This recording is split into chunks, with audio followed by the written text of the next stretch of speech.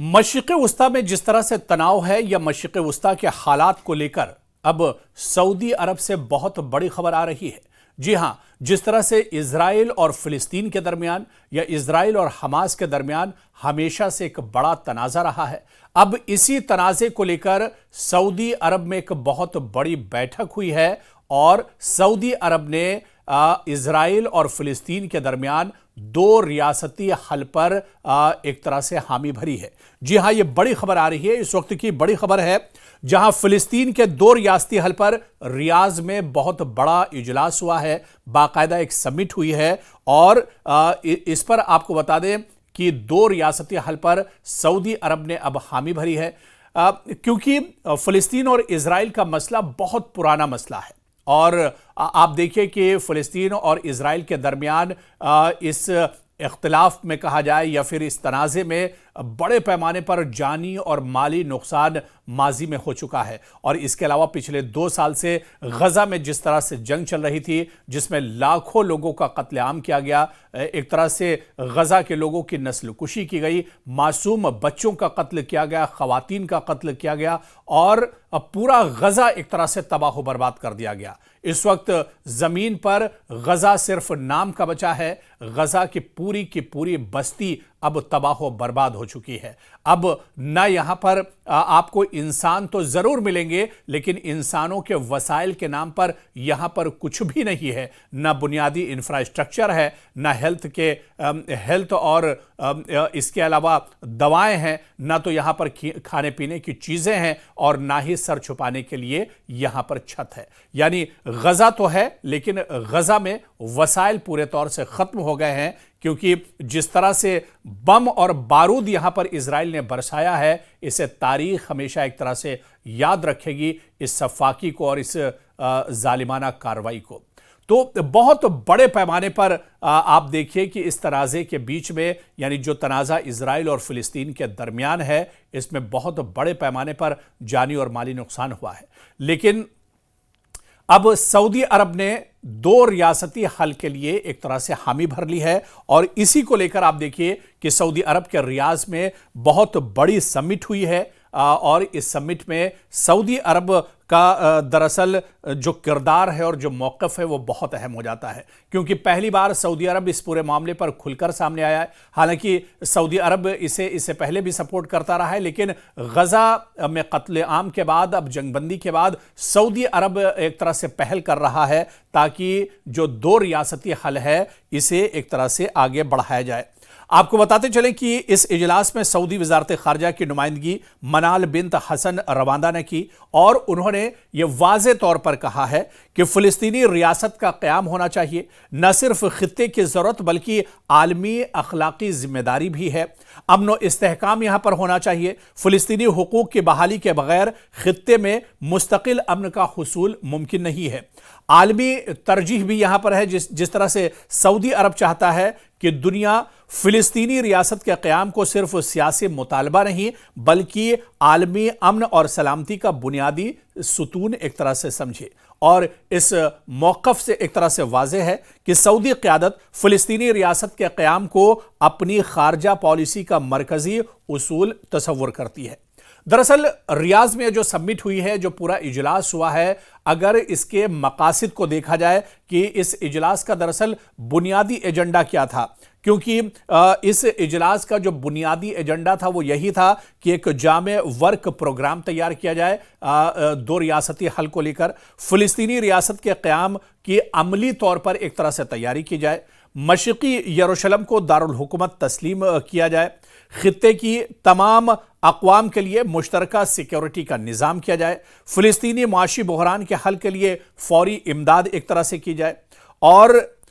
ये इजलास जो है, इसे जो माहिरीन हैं, जो एक्सपर्ट्स हैं, जो जानकार हैं, वो दरअसल इस इजलास को प्रैक्टिकल डिप्लोमेसी की जानिब एक बड़े कदम के तौर पर दरअसल इसे देखा जा रहा है, क्योंकि ये मसला कहीं ना कहीं इक़्तिसादी मसले से भी जुड़ा हुआ है और फ़िलिस्तीन में जिस तरह से हालात हैं। और आप देखिए कि जिस तरह से इजराइल ने वहां पर नाकाबंदी करके रखी, सिर्फ गजा में ही इजराइल ने नाकाबंदी करके नहीं रखी, बल्कि आप देखिए कि फिलिस्तीन का जो इलाका है, खासतौर से मगरबी किनारे की बात करें, वेस्ट बैंक की बात करें, इन इलाकों पर भी पूरे तौर से इजराइल का कब्जा है। बैतुल मुक़द्दस का ये जो पूरा इलाका आता है, बैतलहम की बात करें, ये जो पूरे इलाके आते हैं, ये दरअसल इजराइल के कंट्रोल में है। और यहां पर जो बंदिशें पूरे तौर से लगी हुई हैं, ना तो आप बगैर इजाज़त खाने पीने की चीज़ ले जा सकते हैं, ना ही कोई इमदादी अशिया यहां पर आप लेकर जा सकते हैं, और यहां तक कि आप यहां पर बगैर यहूदियों की इजाज़त के आप इबादत भी नहीं कर सकते हैं। और मस्जिद बैतुल मुक़द्दस जो मुसलमानों के लिए बहुत मुक़द्दस है और क़िबला अव्वल है, यहां पर भी आप देखिए कि अगर आपको इबादत करनी है, या आपके अगर त्यौहार और मुक़द्दस अय्याम आते हैं, रमज़ान का महीना हो, उन अय्याम में भी यहां पर आपको बगैर इजाज़त के नहीं जा सकते हैं। और इस पूरे इलाके पर इजराइल का और आईडीएफ का एक तरह से कब्जा है। तो कहीं ना कहीं सऊदी अरब अब यह चाहता है कि खून खराबा बहुत हो चुका है, यह मसला दरअसल बहुत पुराना हो चुका है, और अब मसले का हल होना चाहिए। और इसी वजह से दो रियासती हल के मसले पर एक तरह से अब सऊदी अरब लगातार बात कर रहा है, और इसी मसले को लेकर रियाज में यह दरअसल बड़ी समिट हुई थी। आप देखिए कि इस बैनुल-अक़वामी समिट में बैनुल-अक़वामी शराकतदारी पर भी बातचीत हुई है। इस इजलास की अहमियत इस वजह से भी बढ़ जाती है कि यूरोपीय यूनियन और नॉर्वे शरीक सदारत के तौर पर इस बैठक में, जो रियाज में बैठक हुई, इसमें मौजूद थे। मुतादिद ममालिक, आलमी और इलाकाई तंजीमों ने भी इसमें शिरकत की थी। इससे जाहिर होता है कि दो रियासती हल अब सिर्फ अरब दुनिया ही का नहीं, बल्कि आलमी इत्तेफाक राय का मसला लगातार बनता जा रहा है। दरअसल कई ममालिक ये चाहते हैं कि दो रियासती हल निकाला जाए, यानी अब इन्हें दो रियासतों में एक तरह से बांटा जाए। एक फिलिस्तीन हो, हालांकि एक फिलिस्तीन हो और दूसरा इजराइल हो। हालांकि पूरी दुनिया इससे वाकिफ है, और जो जानकार हैं, जो लोग इस मसले की गहराई से जानते हैं कि इजराइल का कहीं पर आज से 50-60 साल पहले वजूद नहीं था, लेकिन ये नाजायज कब्जा था, ये जबरदस्ती की बसाई हुई आबादी थी। और इस आबादी को आप देखिए कि बसाकर पूरा एक मुल्क बना लिया, और अब सिर्फ मुल्क नहीं बल्कि ग्रेटर इजराइल का ख्वाब जो है इजराइल का, अब उस पर एक तरह से अमल हो रहा है। बिन्यामिन नेतन्याहू कई बार कह चुके हैं कि वो दरअसल यहूदियों का ग्रेटर इजराइल का जो ख्वाब है उस पर काम कर रहे हैं। और ग्रेटर इजराइल, आपको पता है, ग्रेटर इजराइल दरअसल पूरे मशरिक़े वुस्ता में यहूदियों को बसाने को लेकर एक बहुत बड़ा और एक नापाक मंसूबा यहूदियों का है, और उसी पर अब इजराइल की हुकूमत एक तरह से काम कर रही है। तो कहीं ना कहीं दरअसल इस जो यहूदियों का मंसूबा है, इसे रोका जाए, और इस हंगामे को, इस लड़ाई को, इस इख्तिलाफ को, और जो कत्लेआम माजी में होता रहा है, क्योंकि इजराइल दरअसल जंगी पैमाने पर बात करें, असलहे के तौर से बात करें, टेक्नोलॉजी के तौर से बात करें, जदीद टेक्नोलॉजी की बात करें, इजराइल बहुत ज़्यादा मजबूत है, और उसके पीछे उसकी पुश्तपनाही अमेरिका करता है। तो ऐसे में